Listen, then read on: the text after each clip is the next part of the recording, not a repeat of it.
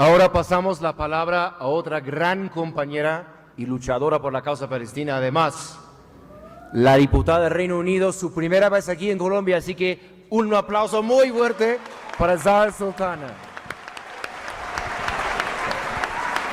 Muchas gracias. Buenas tardes a todos y todas.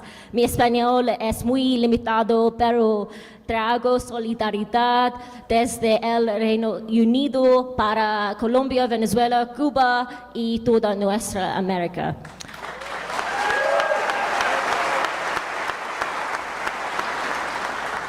I am here with you this evening because the struggle we have here in Colombia is the same struggle we have across the world. What is unfolding here in the Americas is serious and it demands a collective response.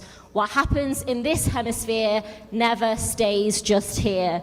And we know that pressure has intensified. Economic coercion, asset seizures, political interference, and now open military force. The bombing of Venezuela and the abduction of President Maduro should concern us all. If an elected leader can be seized by force, then sovereignty itself is at risk. And if it can happen in Venezuela, it can happen anywhere. I confronted this directly in the British Parliament. After 83 people were killed, including 32 Cubans, and President Maduro was abducted, I asked the British Foreign Secretary a simple question. I asked if it would be lawful if a foreign power accused the British Prime Minister of breaking its domestic laws, if a foreign power bombed the United Kingdom, killed dozens of people, and abducted the Prime Minister and his wife in the middle of the night, would that be lawful? She refused to answer. It's clear that what Britain justifies for other countries, it would never accept for itself. The same government that rightly condemns Russia for invading Ukraine's sovereignty suddenly claims uncertainty when Venezuela is attacked. Shame on the British government, shame on Keir Starmer.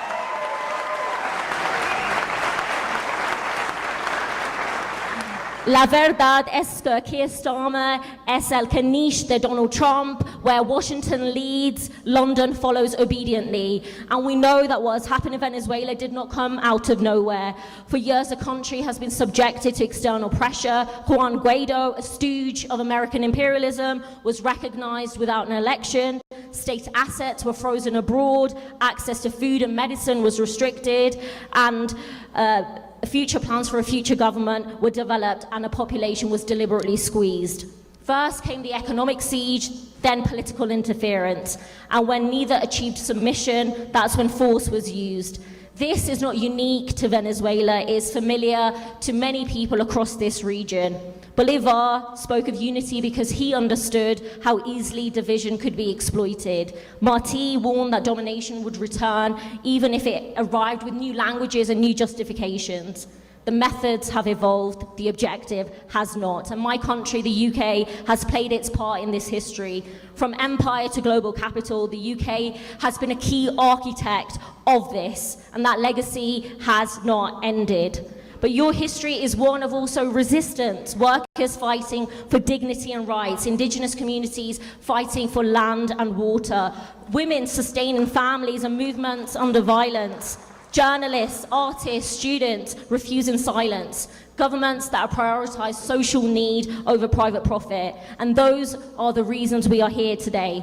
So the danger is clear. From Venezuela to Cuba and now far beyond, military intervention is once again treated like normal. And Donald Trump openly talks about territorial claims to even Greenland. So the question is, which country isn't on Donald Trump's list? We see sanctions described as humanitarian, despite their devastating cost. Economic pressure is described as promoting democracy. And those who advance this domination move quickly in coordination. The rest of us also have to get organized, and that's why we are here tonight. We also recognize the genocide that is taking place in Gaza, entire neighborhoods that have been destroyed, families that have been wiped out, and starvation used deliberately as a weapon. And again, my country has been deeply complicit in this genocide, from weapons sales, intelligence cooperation, political cover. And here, international law has not been ignored, it has become meaningless. So our struggles are deeply connected. What happens in Colombia matters in the UK. What happens in Venezuela matters in Palestine. What happens here shapes people everywhere.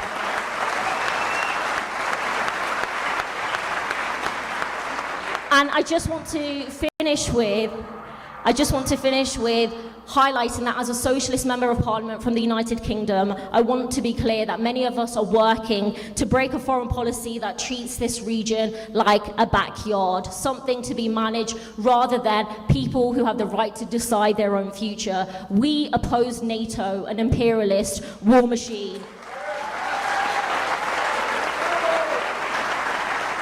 We oppose sanctions that hurt ordinary people. We oppose coups, abductions, and military attacks, whatever language is used to justify them.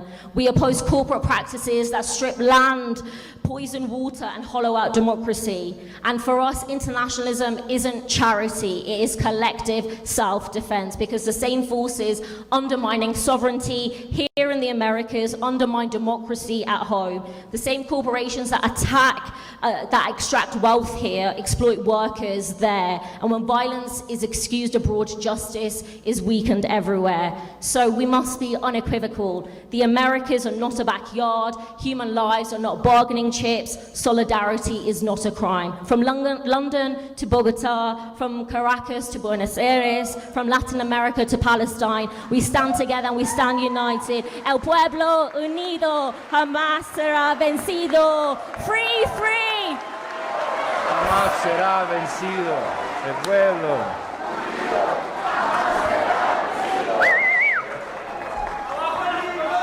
Muchísimas gracias a nuestro primer panel. Les invito a tomar asiento mientras escuchamos